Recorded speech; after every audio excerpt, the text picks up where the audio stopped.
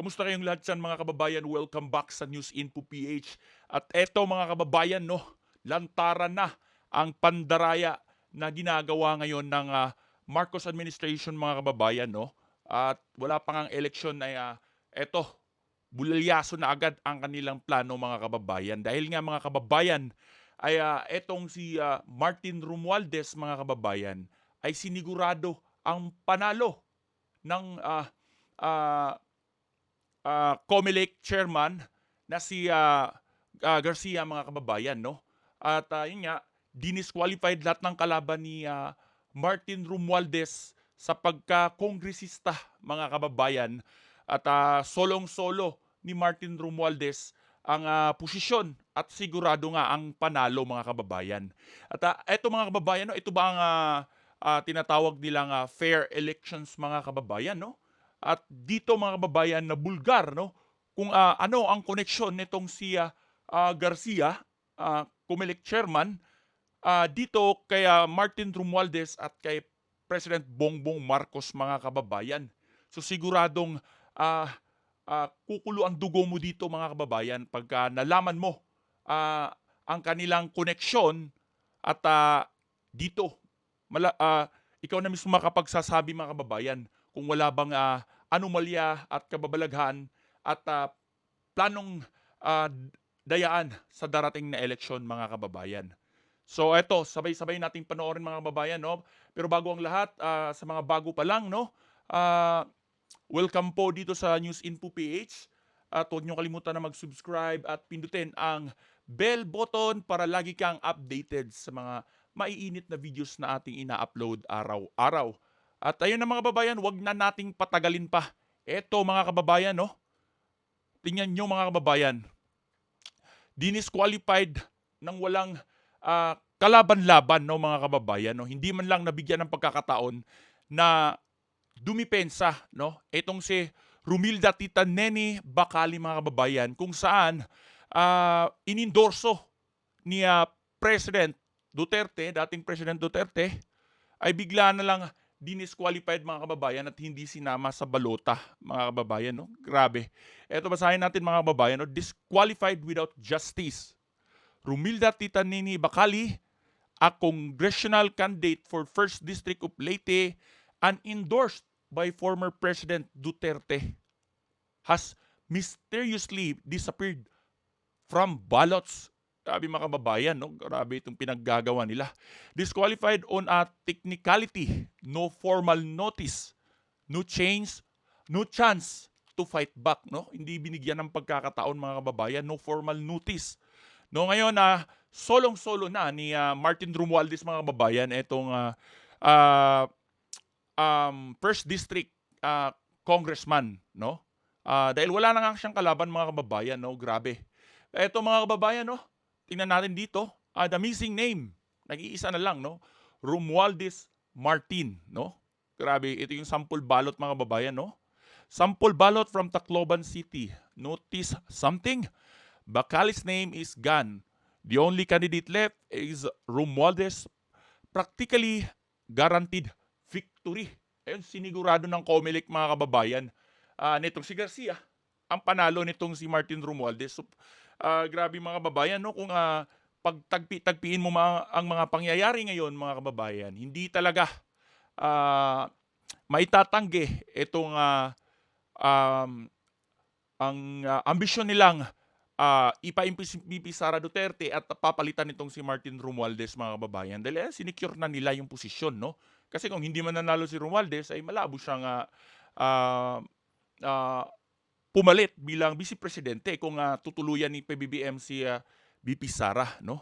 Makatarungan ba ito mga kababayan o sinadya para patahimikin ang oposisyon 'no, mga kababayan? Eto, sagutin natin 'to mga kababayan sa comment section. Makatarungan ba ito, yung ginawa nila 'no, o sinadya para patahimikin ang oposisyon mga kababayan 'no? So ito, inendorso 'yan ng dating pangulo tapos dinisqualified.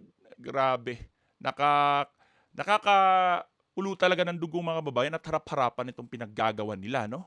So the convenient of disqualifications mga kababayan 'no. So, eto 3 pala sila 4 pala sila dapat 'no.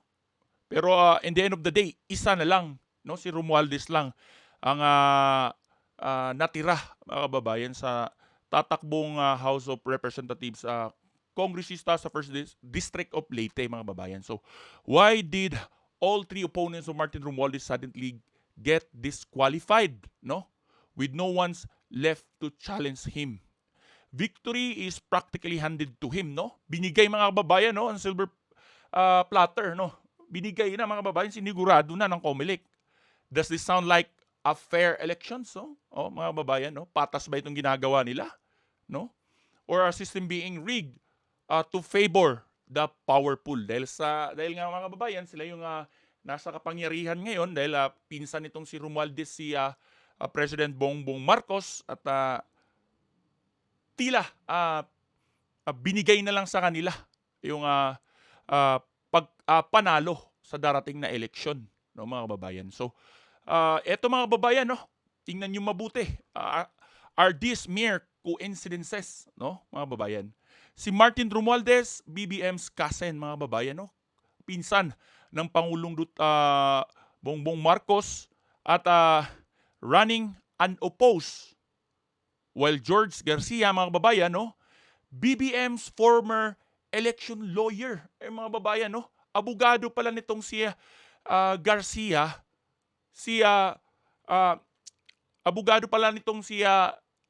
abogado pala itong si Garcia ni PBBM, mga kababayan, election lawyer, no, na ngayon pinamumunuan ang COMELEC, mga kababayan, no. Hawak niya yung COMELEC, control niya yung COMELEC, mga kababayan.